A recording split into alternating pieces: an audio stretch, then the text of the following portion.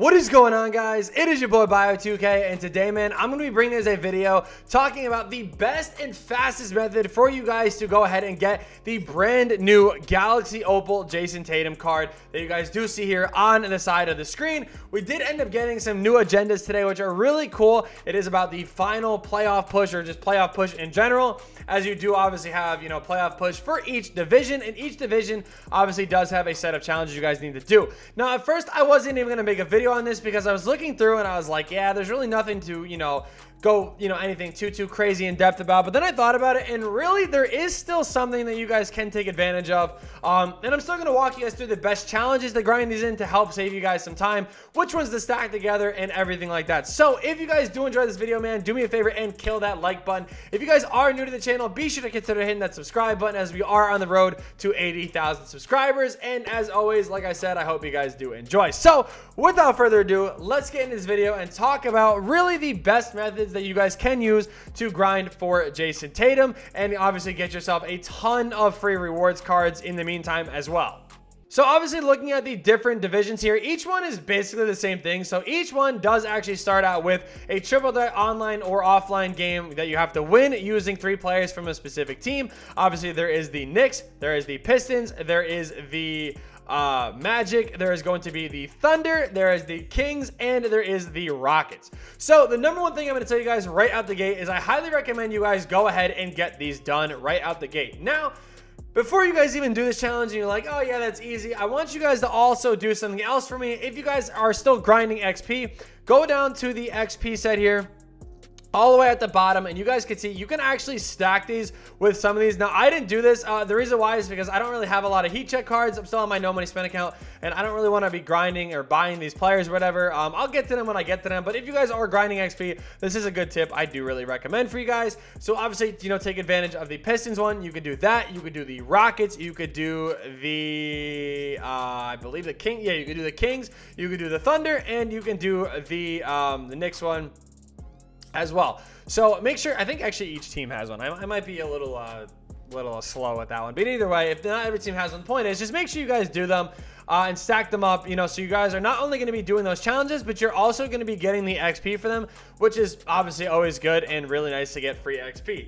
Now, one thing I actually just noticed too, which is really good, is you actually get 10 tokens for completing each of these. So you're actually going to be getting a free 60 tokens on top of everything else that you're getting, which is like actually really cool. So let's talk about how you guys can stack these cards in the best way possible. So again, once you guys get those triple threat games out the way, this is really where you guys are going to start stacking these challenges together and doing this the best way possible. So you guys can see some of the ones I've completed so far. Steve Novak, 8 3-pointers, like outside of the triple threat ones, obviously. The 15 blocks with Darko. I completed Derek Fisher's points, and I also completed Corliss Williamson's dunks. So what you guys are going to want to do for this is actually, I did this in triple threat offline. The reason why I think this is the best thing to do is because really it's just a good way to kind of stack everything up together. So the dunks, the points with Derek Fisher, and then the blocks with Darko, you guys can run them in a triple threat offline lineup. Obviously similar to, not similar, but this is basically going to be the lineup that I did run. So we have Corliss Williams, we're going to go ahead and throw Derek Fisher into this lineup, and then we're also going to throw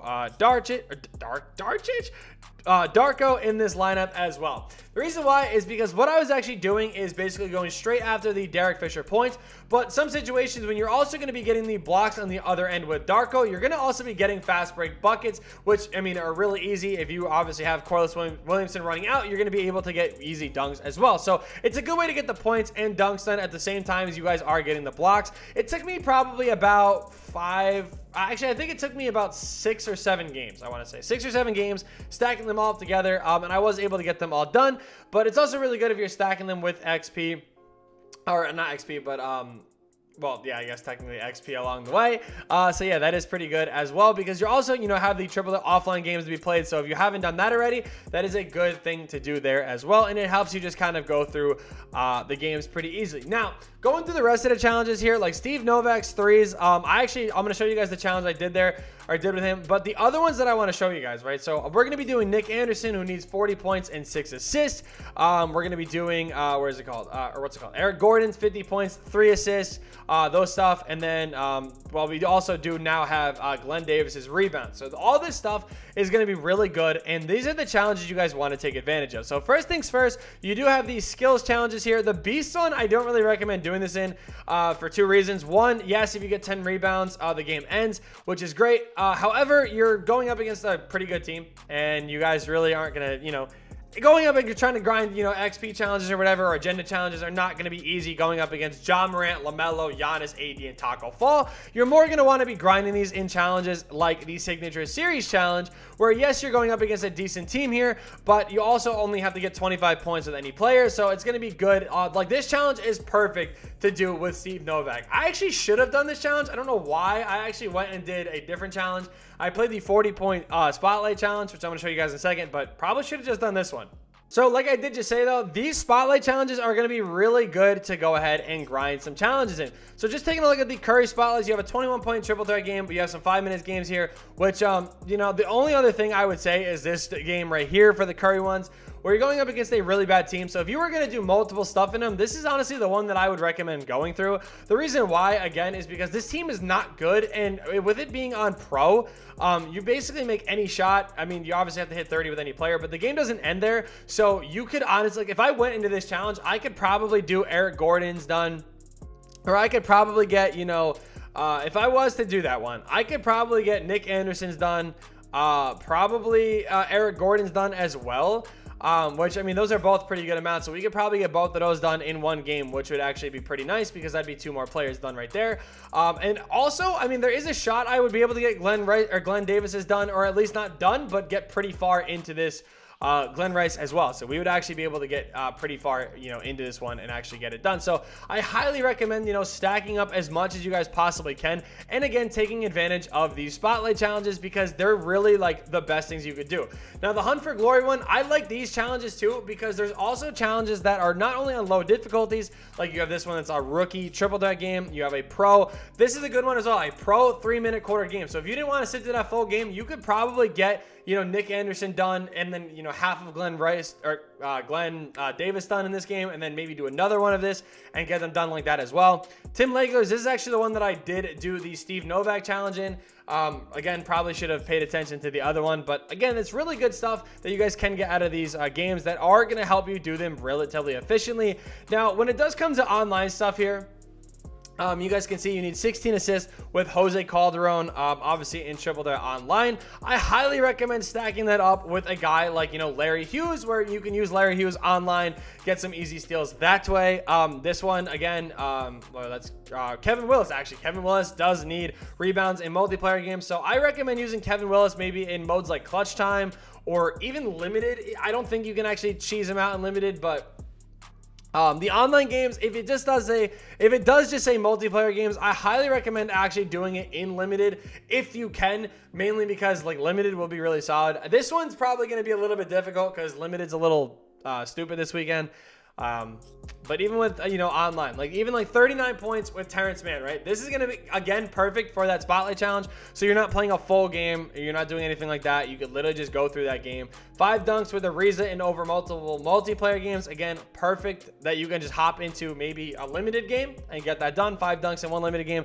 Not bad at all. Definitely the easiest ways to go through this. Now you guys can see it says win a clutch time game using, you know, these players and everything like this.